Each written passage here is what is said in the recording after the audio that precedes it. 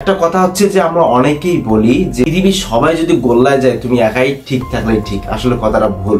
Viewers, আপনার একটা ডাস্টবিনের মধ্যে পুরো ময়লা যুক্ত একটা ডাস্টবিনে যদি আপনি একটা টিস্যু পেপার, পরিষ্কার টিস্যু পেপার সেখানে ফালায় দেন, তাহলে কিন্তু পরিষ্কার টিস্যু পেপারটাও নষ্ট হয়ে যায়, চাইলেও ভালো থাকতে পারবে না। তাহলে বন্ধুরা, এই ব্যারিস্টার সুমন এই কথার প্রেক্ষিতেই বললেন যে এই দুর্নীতি বা চোরদের কারণে হয়তোবা আমারও জীবন শেষ হয়ে যেতে পারে, আমারও এরকম হেনস্থা হতে পারে। তবে আমি কখনো এরকম হব না, কিন্তু হতে পারে।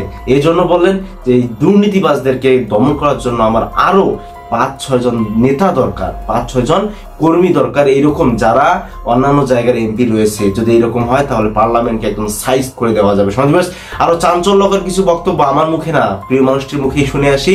চ্যানেল নতুন হলে সাবস্ক্রাইব করুন, বন্ধু হয়ে পাশে থাকুন। চলুন সেই ভিডিওটি দেখে। আমি কিন্তু 5 বছরই আমি আসি আর 2029 সাল, এরপর আমার এমপিগিরি শেষ। আমি বাঁচবো কিনা জানি না, আমি এমপি আবার দাঁড়াইবো কিনা জানি না, আমি শিওর না। কতটা নিচে নামলে নেতা ওদের কতটা হাম থাকলে আপনারা দিতে হওয়া লাগে। কোটি টাকা কতলায় হয়ে যাবেন নি, কতজনে কত কথা হইতো, এর চরিত্র বালানা, এ মানুষ খারাপ, এ মস্তান, এটা হইতো, কতটা হইতো না, কিন্তু টেকাটার কথা কেউ হইতো না। আমি টেকাটার কথা কই দেখি আমার শত্রুর অভাব নাই। খালি এলাকার নৌ, সারা দেশও সহ্য করতে পারতেছে না, পারলে আমার মাথাটার মধ্যে একটা বাড়ি দেয়। কারণ আমি এখানে টেকার কথা কই, আর ওই বরিশালের বেটা নিতে যাইতে ধরে এমপিরা কয় ব্যারিস্টারে কইছে টেকা তুমি টেকা কইবে যাই, দানও তাতে না। এরা তো দান্দা আছে, অনেকের ওই কইতো না। একটা গুরুস্থান আপনারা করতে পারতেছেন না, বোঝা যায় যে আমার তো মনে হয় পাকিস্তানে যে থাকতে যে অবস্থা আছে ওই অবস্থা। এর ভিতরে উঠেছে 53 বছর। তবে আপনারা শিওর থাকুন, আমি কিন্তু 5 বছরই আমি আসি আর 2029 সাল, এরপর আমার এমপিগিরি শেষ। আমি বাঁচবো কিনা জানি না, আমি এমপি আবার দাঁড়াইবো কিনা জানি না, আমি শিওর না। তবে আমার পরে নেতা যারা ওইবা মানছে ওই বোতল উল্টাইয়া কিন্তু রেডি থাকবো, কইবো ব্যারিস্টারে সব পদই খাই গেছে, টেকা মার বাইতে পাঠাই দেবো, কই দিলাম।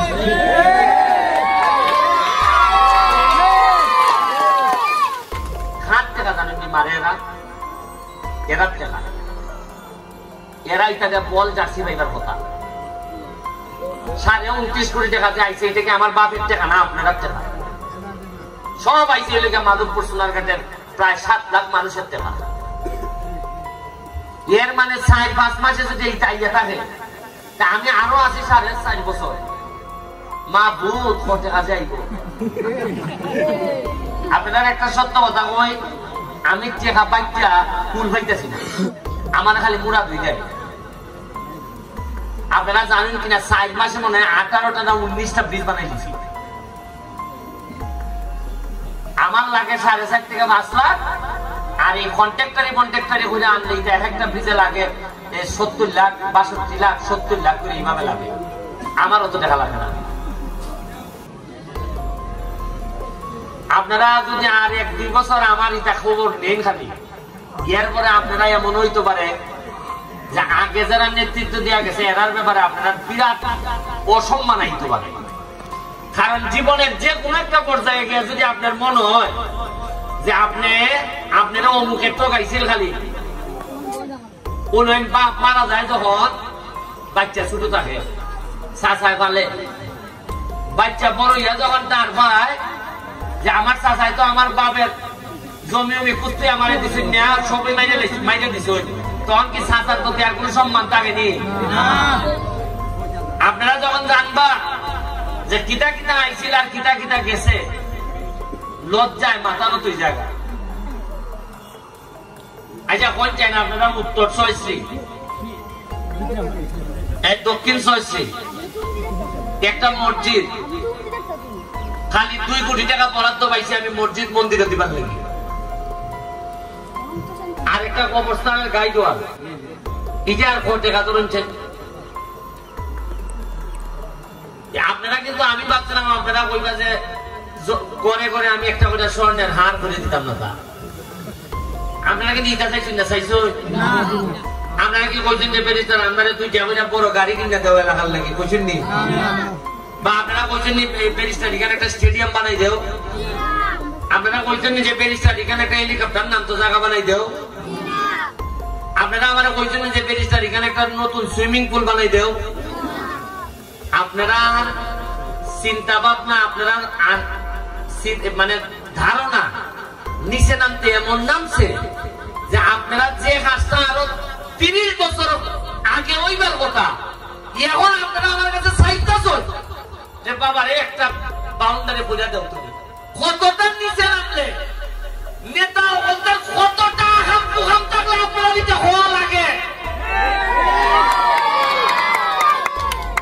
এখন এরা আমার কইতো আছে যে সুমন ভাই আমার একটা মাঠ বানাই দিয়ে দাও তাড়াতাড়ি 3,000 জায়গার মধ্যে একটা মাঠ বানাই দিয়ে যাও বাউন্ডারি করে দিয়ে যাও এরা কইতো আছে সুমন ভাই আমার এখন এই স্কুলটার মধ্যে 4টা কম্পিউটার দিয়ে যাও এরা কইতো আছে যে আমরা এখানে নতুন ইন্টারনেট সিস্টেম চালু করে দিয়ে যাও সুমন ভাই আমরা বিদেশ যাইতাম এরা আমারে আপনারা কইতে আসলা যে ব্যারিস্টার আমরা ইংলিশ শেখার ব্যবস্থা করে দাও যাতে আমরা মিডল ইস্ট গেলে পরে যেন 2-4 কথা ইংলিশ কইতাম পারি আপনারা এটা কইবার সময় আছে না চিন্তা আছে আপনারা এখনো চিন্তা করুন যে মরার সময় দিতে বাবা এখন বাউন্ডারি ভাই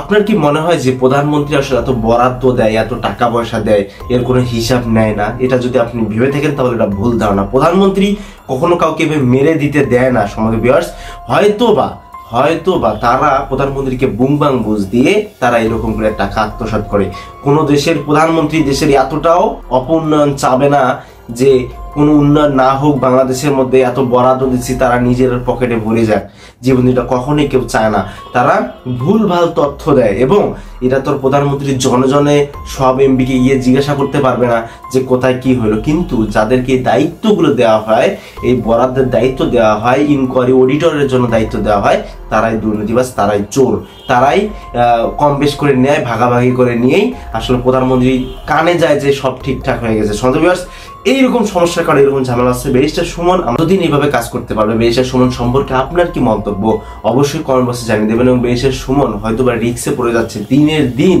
তার জন্য শত্রু বাড়তেছে দিনের দিন কেননা উচিত কথা বললেই শত্রু বেড়ে যায় সন্দেহবিয়ার্স ব্যারিস্টার সুমন সম্পর্কে আপনার কি মন্তব্য তাকে কি প্রোটোকল দেওয়া উচিত কিনা আপনাদের কি মন্তব্য অবশ্যই কমেন্ট বক্সে জানিয়ে দেবেন আজকে ভিডিও পর্যন্তই আল্লাহ হাফেজ ভিডিওটিতে লাইক এবং সাবস্ক্রাইব করুন এখন